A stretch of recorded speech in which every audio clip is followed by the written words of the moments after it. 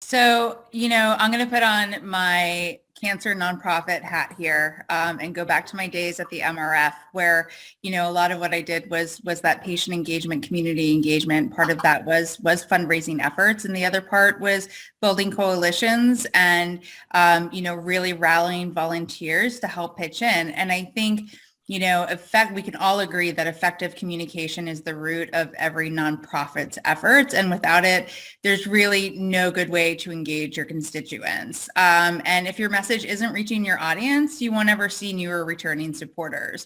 And, one of the major challenges that I always found was writing something that resonated with everyone, right? And that was one of our big challenges because in the let's use the melanoma community as an example.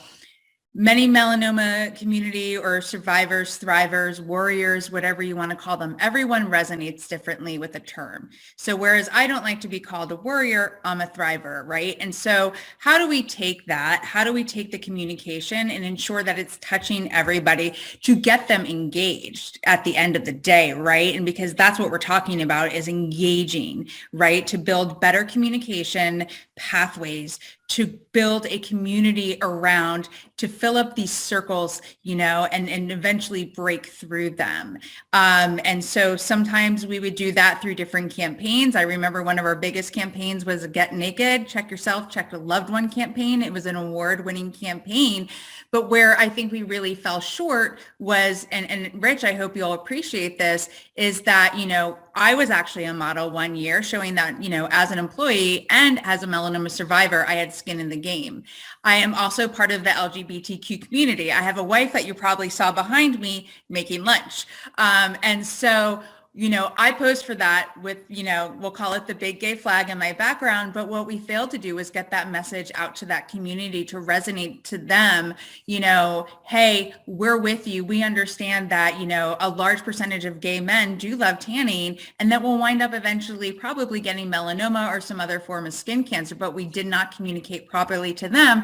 So they are not going to come and stay in our inner circle, and they won't be there day after day to support what we're doing, to kind of congregate around what we're doing as an organization for the organization community as an entire, right? And so example, 5K events. If I'm not going to engage you properly, why are you going to come volunteer for me or fundraise for me in those 5K events? And, I think Rochelle hit the nail on the nose when we talk about board engagement as well, right? You're on the board, you're there for a purpose. And, some organizations are more dependent on their boards to fundraise, others are not as much. But at the end of the day, if the board isn't showing their support, are we doing a bad job either communicating to that board member that they're doing it? Are we not fully engaging them enough to be passionate enough to do it? And we have to think about that with our community. What are we doing in communication wise that we're not fully engaging, our communities to stand next to us for something personal that is so important that they've been through, that they're engaged at one moment because they're passionate about the cause? How do we keep that passion alive?